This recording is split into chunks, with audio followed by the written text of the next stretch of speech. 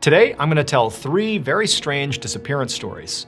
And in one of them, I'm even going to play some audio that was recently made public that's very unsettling. So you want to make sure you stick around for that. But before we get into today's stories, if you're a fan of the strange, dark, and mysterious delivered in story format, then you've come to the right place because that's all we do, and we upload once a week. So if that's of interest to you, please sneak into the like button's house and replace all of their shoelaces with slightly shorter ones. Also, please subscribe to our channel and turn on all notifications so you don't miss any of our weekly uploads. Okay, let's get into today's stories.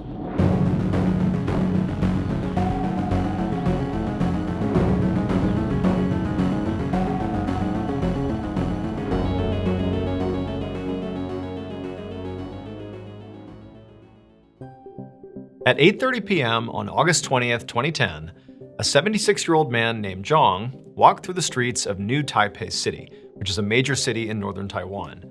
Zhang was on the end of an evening walk, and he was making his way back towards his daughter's apartment, where he was also staying. And as Zhang neared the apartment, he happened to notice there was a street lamp right outside with this big poster attached to it that he hadn't seen before. And as he got closer, he saw there was also this picture of this middle-aged woman whose name was Chen Yanshui, and apparently she was missing. And not only that, she also lived in the same building that his daughter lived in. Except Chen was actually a dementia patient, and she was staying on the 5th floor of this apartment building complex where there was this memory care facility, and that's where she was being taken care of.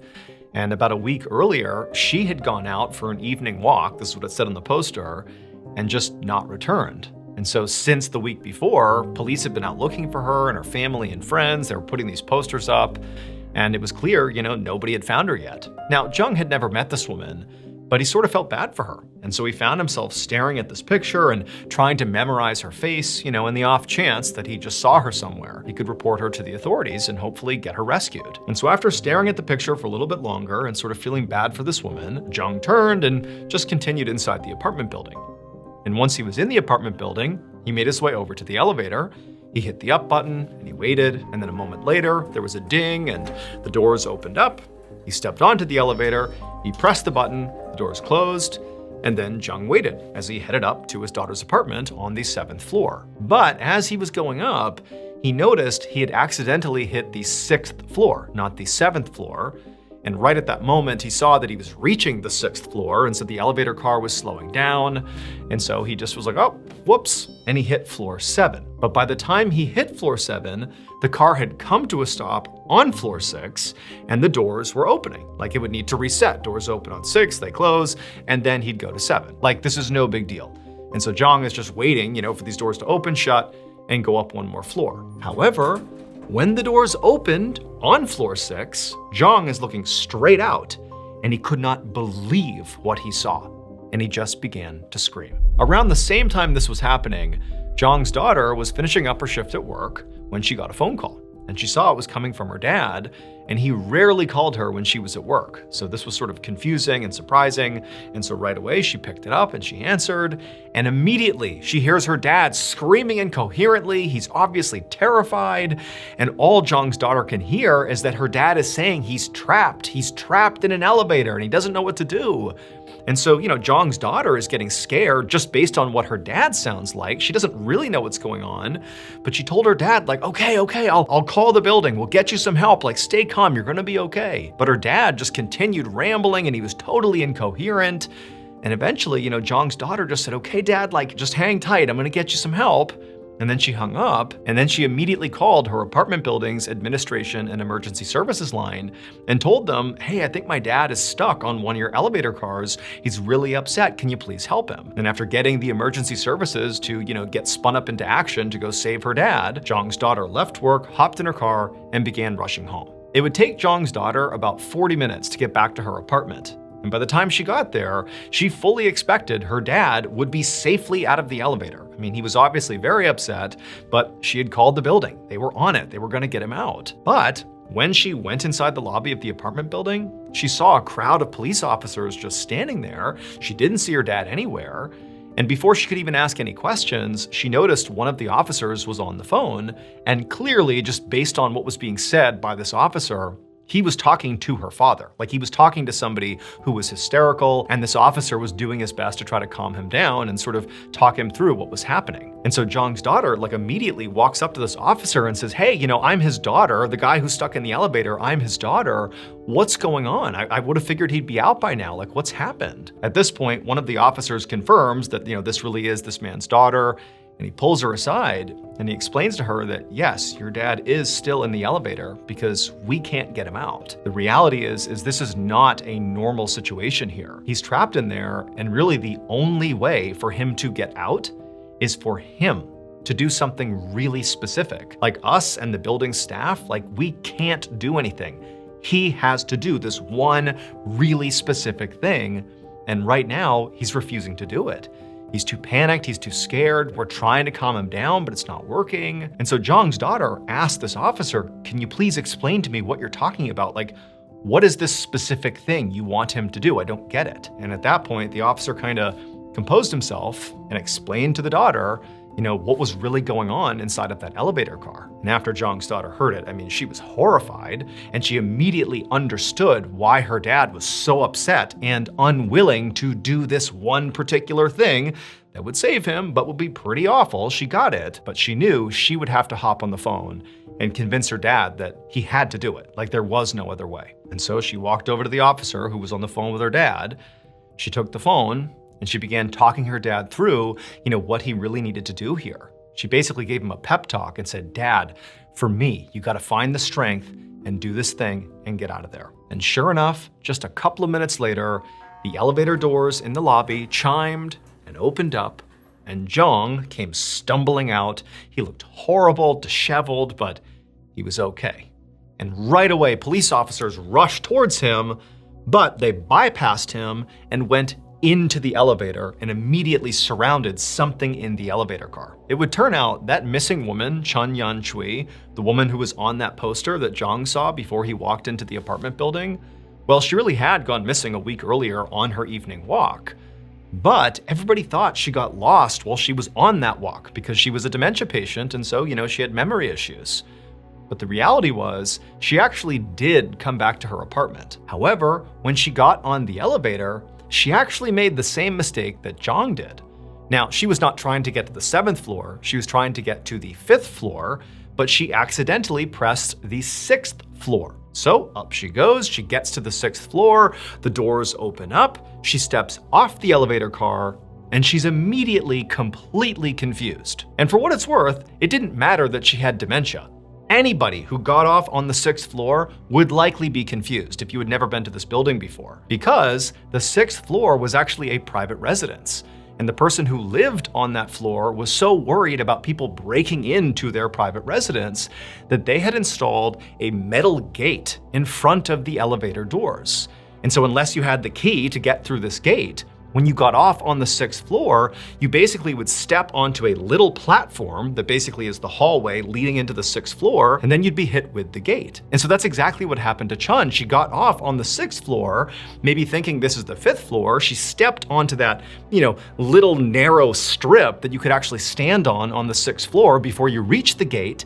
And then as she was trying to figure out, like, where am I? This isn't the 5th floor. This doesn't make any sense. There's a gate in front of me. The doors to the elevator closed, and she had no way to open them up again because the buttons to access the elevator were beyond the gate. And so suddenly Chun is standing in this narrow space, the doors have closed behind her, and she can't do anything. She's trapped between the gate and the elevator doors. And even though people are using this elevator right behind her, the only person who would come to the 6th floor is the owner of that residence, and they were on vacation. And so for days and days, Chun is just trapped basically in between the gate and the elevator with no one having any idea she was there. She's calling out, she's doing everything she can to get somebody's attention, but nobody can hear her. And after 5 days of this, when the owner of this residence didn't come home because they were on vacation, she eventually died because she didn't have food or water or anything. She was just standing there for 5 days. And so she dies, and then a couple of days later, Zhang accidentally rides to the 6th floor. He's like, oh shoot, I need to go to 7. He hits 7, but the doors open on 6. And when they do, Chun's body, which had been basically frozen in this standing position, fell backwards onto him, pinned him to the ground. He starts screaming and freaking out. He gets out from underneath her, but her body, which was in rigor mortis at this point, is stiff, and she was lying like a board on the ground with her feet jutting out onto the 6th floor and her upper half inside of the elevator, and so she was blocking the doors from closing. And so Jong is freaking out. He's calling his daughter. He can't believe this. There's this dead person in here. And eventually police get involved and they tell Jong, you just gotta move the body so the doors will close. But again, her body is heavy and it's stiff and she's obviously deceased. She's starting to decompose, and Jong basically couldn't handle it, and he was unwilling to move her body until his daughter hopped on the phone and said, you gotta do it. At which point he managed to lift her up, get her out of the way, and kind of push her off to the side of the elevator car. He rode down to the bottom, at which point the police came in and handled the situation. Now, the owner of the 6th floor residence was not held criminally responsible, despite putting that gate up that created this trap that killed Chun. However, despite that, he would end up paying Chun's family about $97,000 US equivalent just to compensate for her death.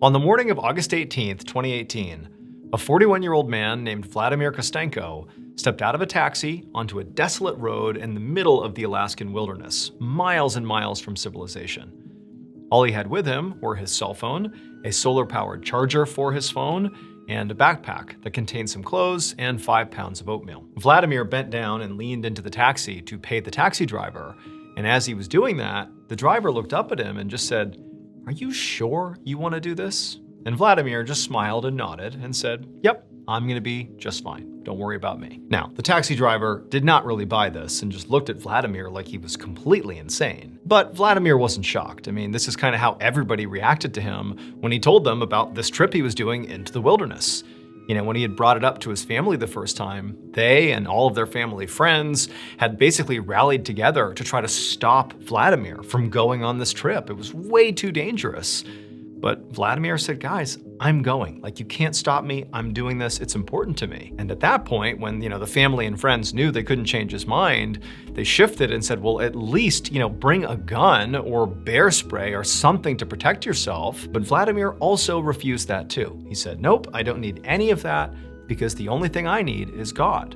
God is going to protect me." So Vladimir was extremely religious. He actually had left his home country, Russia, when he was in his early 20s because he was being persecuted for his Christian beliefs. And so now, in the United States, he lived out in Washington State and basically lived his life like a monk. I mean, he spent the majority of his time, basically praying and meditating and reading religious books, and he would often go on these multi-day long fasts. He did work part-time as a mechanic, but he rarely charged his clients when he did work. And then even when he did charge them, he was working so few hours that the money he was making was totally unsubstantial. But again, the way Vladimir looked at this is he didn't need money because ultimately God would take care of him. But despite all of his fasting and his praying and, his generosity, lately Vladimir had been feeling really lost. Like, he did feel deeply spiritual, but at the same time, he didn't really feel fulfilled. Like, he felt like he was missing purpose in his life, and it was really starting to bother him. And so it was around this time that Vladimir decided to go on this big trip. One of Vladimir's family friends was this guy named Dmitry Kudrin, and he owned this small cabin way out in the middle of the Alaskan wilderness. Now, Dmitry didn't use this cabin very much, but he kept it in great shape. It was fully furnished, there was a wood-burning stove inside, and the pantry was stocked with 3 years' supply of food. And so at some point, when Vladimir and Dmitry were talking, and Vladimir talked about feeling sort of lost and wanting to reconnect with his spirituality and find his purpose in life, well, at some point, Dmitry said, well, hey, if you want, you can go use my cabin and sort of disconnect from society and go retreat out there and sort of focus on yourself and sort of get right with the world. You're welcome to go out there anytime you want. You can stay out there as long as you want and for free, no problem. And Vladimir had happily accepted. And now here he was, standing on this desolate road in the Alaskan wilderness, watching as the taxi driver drove away. Except he wasn't even close to the cabin. I mean, he was in the middle of nowhere already, but he still had to go 14 more miles with no trail to make his way to this cabin. But Vladimir was so excited, he really felt like this was the thing he needed to figure out his purpose in life. And so he put his backpack on, took a deep breath, and began to hike. 3 months later, on November 3rd of 2018, Dmitry, Vladimir's friend who owned this cabin, found himself in his plane flying over the area roughly where his cabin was. And Dmitry was feeling very concerned. So obviously, Dmitry suggested Vladimir go out and use this cabin, and so he was totally open to the idea of it. But Dmitry had also told Vladimir that when he went out there, he really ought to bring a gun with him. Or if nothing else, at least some bear spray or something to protect himself, because this is truly the wild. You are not the top of the food chain anymore, and you want to be able to protect yourself. But Vladimir had said no, he would not be going with any sort of weaponry, that, God was going to look after him and he'd be fine. And Dmitry's like, that's a bad plan, but he just could not convince Vladimir to change his mind. And so ultimately, Dmitry sort of regretted even suggesting this idea because he didn't expect Vladimir to go unarmed, but he felt like, it's already in motion. And so he told Vladimir, okay, fine, do your thing, but when you're out there, I need you to communicate with me regularly so I know you're okay. And Vladimir promised he would. And at first, that is exactly what happened. Vladimir, made the 14-mile hike from where he was dropped by the taxi. He got to the cabin, he got all set up, and then just about every other day or every few days, he would hike up this nearby mountain where there was cell phone service, and he would update Dmitry. He would tell him that things were going great. He was spending lots of time meditating and praying, and he was foraging for berries, and there was this pesky squirrel that kept coming in and stealing his food, so he was trying to figure out what to do with the squirrel, but clearly things were going fine, and Vladimir appeared to be safe. However, after 6 weeks of Vladimir being at this cabin, those pretty regular updates just abruptly stopped. Now, at first, Dmitry kind of chalked it up as like, well, I've been talking to him for weeks. There didn't appear to be any, burgeoning crises or anything going on in his life that might warrant some concern.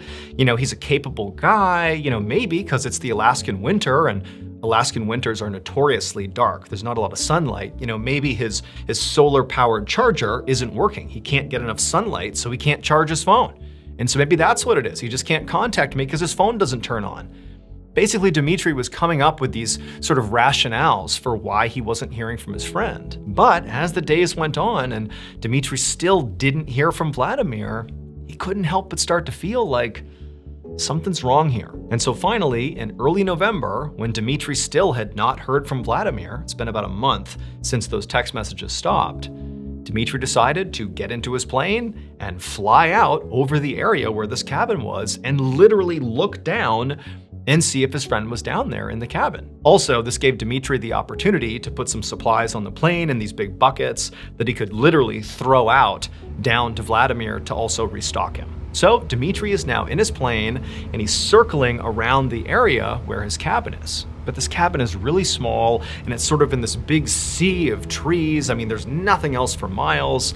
And so it's pretty difficult with the naked eye to actually look out and see his own cabin. But Dmitry had this camera on the underside of his plane that he could maneuver and look all around. And he had this screen that he could see from the cockpit that was basically an enhanced view of the ground down below. It was a lot easier to see, for example, his cabin. And so as he was circling, he's moving the camera around, and then bam, he sees right in the middle of his screen is his cabin. And there doesn't appear to be anything wrong with the cabin. It all looks good. There's smoke coming up out of the chimney. And as he's circling, he's thinking, okay, Vladimir clearly is going to hear me. He's going to come outside and I'll see that he's okay. And sure enough, as he's circling around, Dmitry sees on his screen that the front door of the cabin opens and his friend Vladimir walks right outside onto the porch. He puts his hands on his hips and he looks up and he waves at Dmitry. And there's this moment of clear recognition, like obviously Vladimir knows this is Dmitry coming to check on him, and Vladimir's down there kind of gesticulating that, hey, everything's fine, I'm good, sorry about the phone thing, or, Dmitry didn't know what he was doing, but it just sort of seemed like okay, there's recognition here, that it's been a month, but everything is fine. And so Dmitri got down nice and low and continued to circle, and on one of his passes over the cabin, he pulled a lever, dropped the supplies, those buckets of supplies, they landed down below, and then as Dmitri continued to circle, he watched on the camera as Vladimir walked up and put his hands on the supplies and waved again to Dmitri, sort of signaling, thank you for the supplies. And at that point, Dmitri's thinking, okay, Vladimir's just fine. Everything's good. I can go home. And so that's what he did. Now, he would have landed and gone and seen Vladimir up close, but there wasn't anywhere to land anywhere nearby. Like, this was the closest he could get to Vladimir, and so he decided this was enough. So Dmitri, he turned around and he headed home. But about 2 months later, on December 23rd, Dmitri was once again in his plane flying over the area where his cabin was. Because over these last 2 months, he continued not to get any text messages or any communication from Vladimir, which, that was bad. He sort of expected that, given that Dmitri flew out there before and they clearly recognized, like, hey, are you good? There was sort of a moment of recognition that Dmitri's checking in on Vladimir because of the silence. That's what Dmitri's thinking. Maybe that would inspire Vladimir to find a way to send out communications now, like let Dmitri know he's okay. But he hadn't for 2 months. And so Dmitri's thinking, okay, that's bad. Also, it's now December, and the winter in Alaska is full bore. I mean, tons of snow on the ground. It's frigid temperatures. It is truly brutal winter conditions. And then lastly, there had also just been this major earthquake in the area where Dmitri's cabin was. And so all those things combined made Dmitri think, okay, I better get out there and just check on Vladimir again. And so once again, Dmitri is circling low over the area where his cabin is. He's got his camera trained towards the ground and he's moving it around as he's circling, and eventually he finds his cabin. And his cabin is clearly in one piece. So the earthquake did not destroy his cabin, but there's no sign of Vladimir anywhere. But then again, this is just the first second he's seen the cabin. He's only been in the area for a couple of minutes now. Maybe Vladimir has not heard the plane yet. And so, Dmitri's not lost hope. And he continues to circle. And as he's circling, he drops these supply buckets that land right out in front of the cabin. And at this point, Dmitri's thinking, okay, that's pretty noisy, having these supply buckets smash into the ground outside. Certainly now Vladimir is going to come outside to see what's going on. I mean, there's not much else happening. This clearly is something that would draw his attention, but no, nobody comes out of the cabin. And so at this point, Dmitri gets as low as he possibly can, and he's got his camera trained right at the cabin, and as he's doing another pass, he realizes something. There's no smoke coming out of the chimney.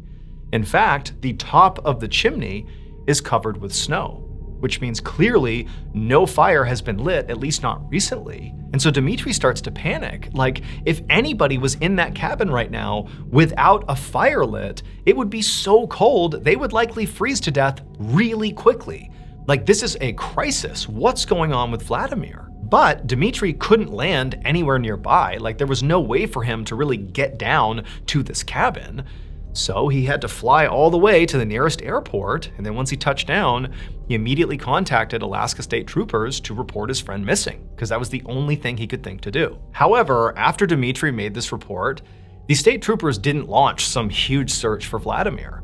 And that's in part because they weren't actually sure he was missing. They understood that Dmitri, after flying out over the area, had seen snow on the chimney cap, and, it's really cold out, like nobody could survive without a fire. And also, he flew over the area, dropped supplies, and Vladimir didn't come out of the cabin. How could he not hear that stuff? They understood that. But they're also thinking, it's possible Vladimir just might not have been in the area. Maybe he was out hunting or, foraging for food or whatever he was doing, and maybe he just wasn't in the area. And that's why it gave you the impression that he was missing. And so that was one part of it. And the other part is the weather was atrocious in this part of the world. And so just sending out a search party into the terrible weather out into the wilderness was really risky.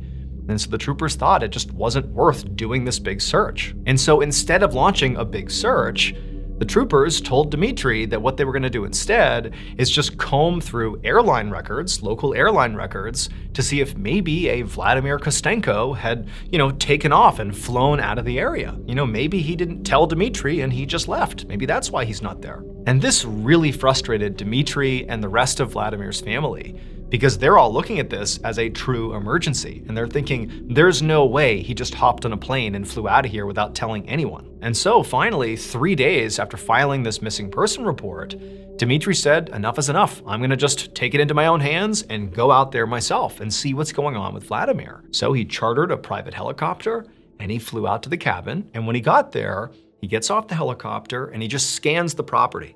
And he sees, this little cabin, and there's, firewood outside stacked up with snow all over it. There's loads of snow in the cabin, and there's snow kind of drifted up on the front door, making it seem like nobody's come in or out of this cabin for some time. And, Dmitry, he's looking around for Vladimir, but there's no sign of life anywhere.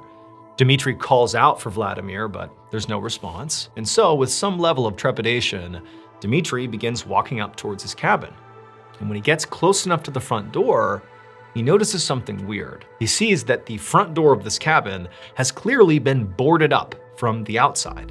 There's this big piece of metal that's been placed, basically blocking the door, so nobody could go inside of it. And so Dmitry's thinking, why would you do this unless you were leaving the cabin? But why would Vladimir leave the cabin? Where is he? I don't understand what's going on here. And so Dmitry goes up to this piece of metal and pries it off the front door, and then he swings open the front door and he looks inside, and everything is pristine. Vladimir is not inside, but the cabin looks immaculate. There's still firewood, there's still food, there's no sign of chaos, no sign of any struggle whatsoever, everything looks exactly like it should. And so Dmitry, he began walking around inside of this cabin, looking for any clue as to what happened to Vladimir. But there was nothing. Until he got to the firewood. He noticed that clearly Vladimir had been labeling his firewood. There was one piece of firewood in particular where the writing was very clear, and what it said was, frankincense aroma, do not burn. And so Dmitry's looking at this piece of wood, that's been labeled as something that he shouldn't be burning, and he's looking at other pieces of wood that also have some level of labeling on them, and he's thinking, what does that mean? I don't understand that at all. But that was it. There was no other clues about where Vladimir had gone. And even the labeling of the wood, that didn't give him anything. And so the impression that Dmitry got after seeing this firsthand was that at some point, Vladimir, for reasons completely unknown, just decided to board up the cabin and disappear into the Alaskan wilderness with basically no protection, no clear sign he even brought food with him. He just got up and left. Friends and family, and even some authorities, believe there is a chance he could still be out there somewhere. In fact, at one point, authorities thought they had found Vladimir in Hawaii. It turned out not to be him. And then again, they thought they found him in Oregon. It turned out not to be him as well. But the case is still open, and authorities think, at least some do, that he might be alive somewhere. But nobody knows where. And so at this point, all the family has to go off of is the final image of Vladimir, which was taken from inside of Dmitry's plane when he did that first flyover, and he saw Vladimir come out on the porch. That is the final image of Vladimir that we know of. We don't know what happened after this image. All we know is, at some point he began labeling his firewood, writing down which aroma the wood makes, and then he boarded his place up and he left. But where he went next is still a mystery.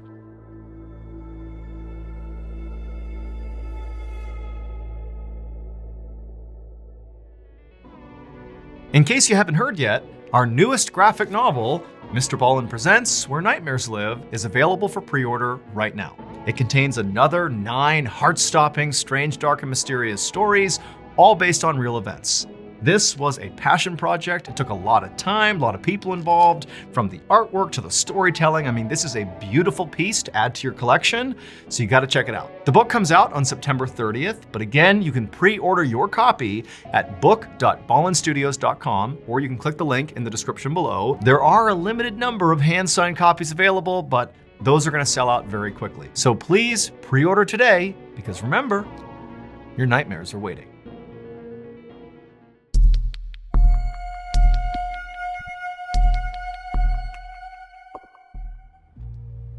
At 7 p.m. on October 21st, 1978, a 20-year-old pilot named Frederick Valentik flew his small plane over a body of water just south of Australia called the Bass Strait. He'd just taken off from Melbourne, Australia, and his flight plan was to go 60 miles south to an island called King Island.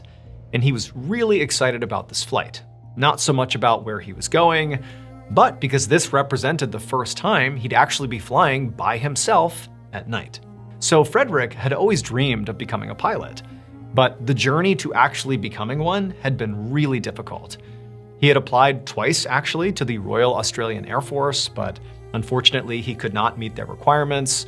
And then also, he had tried to become a commercial airline pilot, but he had failed their tests. But luckily for Frederick, his father had a ton of money, and he ultimately swooped in and funded Frederick to take some private lessons, and through that, he was able to ultimately pass the tests and get his pilot's license. And so, as Frederick coasted along, looking down below at the lights of Melbourne disappearing behind him, he felt like he was on top of the world. He was doing the one thing he had always dreamed of, and he was so happy, and it was so cool to be doing it at night by himself. And so he was just looking out at the sights and looking ahead at the Bass Strait, which is this huge, dark expanse of water. And it was like everything was right in the world. He was doing exactly what he wanted to do. However, only a few minutes into this flight, at 7:06 p.m., something strange happened.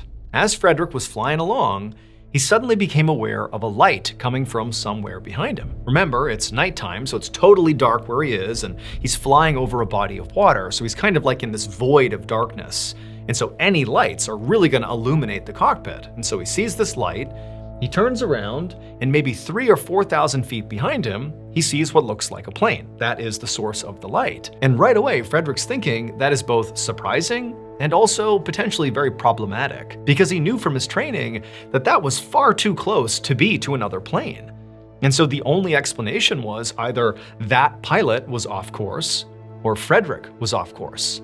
And Frederick's thinking, if I'm off course here and I'm flying where I shouldn't be, I'm gonna get in trouble with air traffic control and I might lose my pilot's license. Like the one thing I covet, I might lose it. And so initially, Frederick really didn't know what to do. He was sort of panicking and just kind of frozen, like, I don't even know what I'm supposed to do right now. And as this was happening, Frederick kept instinctively looking back at this light, trying to figure out what this plane was doing.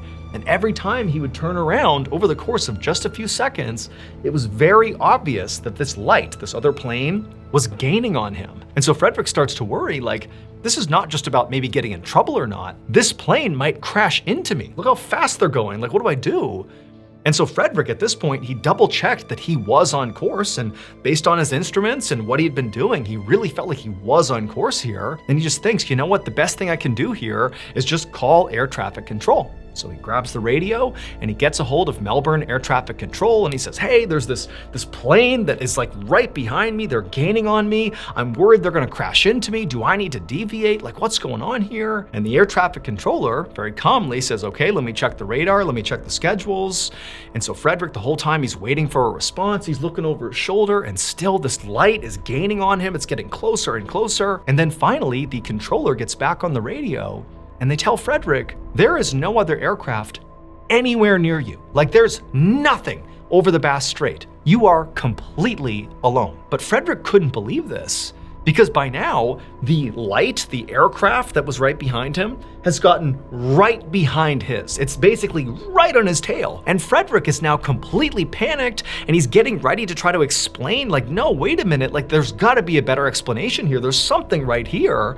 But at that very moment, it becomes very clear to Frederick that this is not some ordinary aircraft, because it began doing something when it got right up behind his aircraft that no normal aircraft could do. This light suddenly began orbiting Frederick's aircraft. Frederick is traveling forward, and this ball of light is basically whipping around his aircraft as fast as can be. He can barely make it out. He's starting to panic, and at the same time, Frederick begins to hear the sound of his engine starting to fail. And there was no reason for it. His craft was fine when he took off, but now it's clearly sputtering and failing. And so all Frederick could do in this totally intense, panicked moment is just grab the radio and begin talking to air traffic control about what he was seeing. The person Frederick actually spoke to on the ground in this moment was an air traffic controller in Melbourne named Steve Roby. And Frederick would come off to Steve like he was totally crazy and unhinged, and Steve would say that he couldn't really understand what he was talking about. But at some point, Frederick clearly began talking about some sort of craft orbiting his own, and that his engine was starting to fail and he didn't know what was going to happen and he couldn't make an emergency landing. He was over water. And then suddenly Steve remembers hearing this grinding metallic sound come over the radio that basically washed out whatever Frederick was saying. And then it just goes deadly silent. And after that, Frederick disappeared. They searched the area where they knew he was before he disappeared, but they never found his plane. There was no sign of a crash. He never landed at King Island or went back to Melbourne. He was just gone. All they have is that final recording of him describing something orbiting him, then this grinding metallic sound, and then silence. And recently, that audio recording was made public. Now, before I actually play a clip from that audio, here's the official explanation for what happened to Frederick. As he was flying over the Bass Strait, it was so dark and there were no lights really anywhere that at some point, because he's an inexperienced pilot, I suppose, he flipped his plane upside down without realizing it, and the light that he was seeing was actually just a reflection off the water below of his own plane. And eventually, from flying upside down, his engine began to fail, and he crashed into the Bass Strait. However, not everybody believes this explanation, because one, it seems sort of preposterous to imagine that Frederick would not have realized he had flipped the plane upside down and was flying for so long inverted. Like, how could you not notice that? And two, this would not be the first time that somebody reported unexplained phenomena over the Bass Strait. In fact, over the years leading up to this incident with Frederick, there had been so many reports of UFOs flying over the Bass Strait and also unexplained disappearances that they've dubbed the Bass Strait the Bass Strait Triangle, after the Bermuda Triangle. Basically, it's a part of the world where a disproportionate number of unexplained phenomena occur. And so to this day, Frederick's disappearance remains a mystery. All we have is his final call for help. Delta Sierra Juliet, what type of aircraft is it?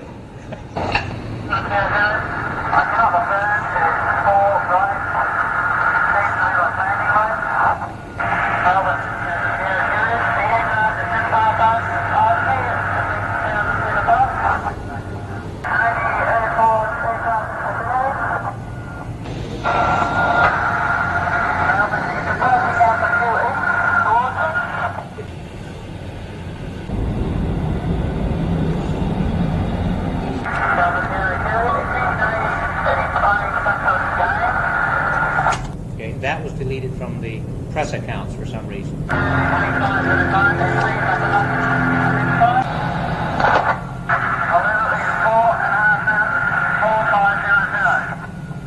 Delta Sierra Juliet, and confirm you cannot identify the aircraft. Delta Sierra Juliet, roger. Stand by.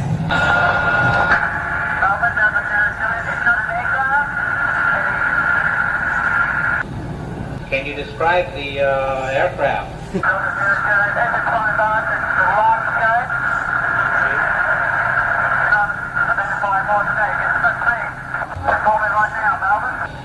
Delta Sierra Juliet, roger. How large would the object be?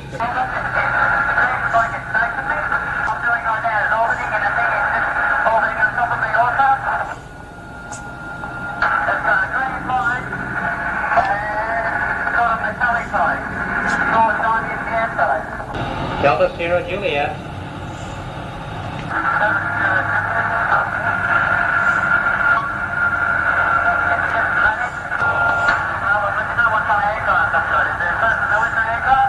Delta Sierra Juliet, confirm the aircraft just vanished. Delta Sierra Juliet, is the aircraft still with you?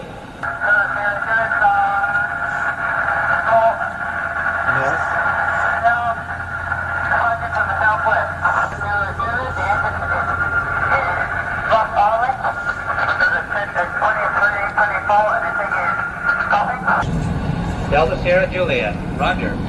What are your intentions? My intentions are to go to King Island, Melbourne. The strange aircraft is hovering on top of me again. And it's hovering, and it's not an aircraft. Delta Sierra Juliet, Melbourne.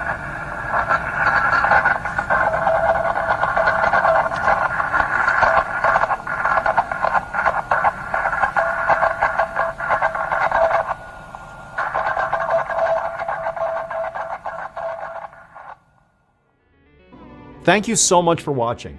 Let me know what you thought of today's episode in the comments. And remember, we have hundreds of videos for you to binge right now. But if you're looking for a recommendation from me of that one video that's worth your time, well, it's this one right here. So give it a watch. All right, until next time, see ya.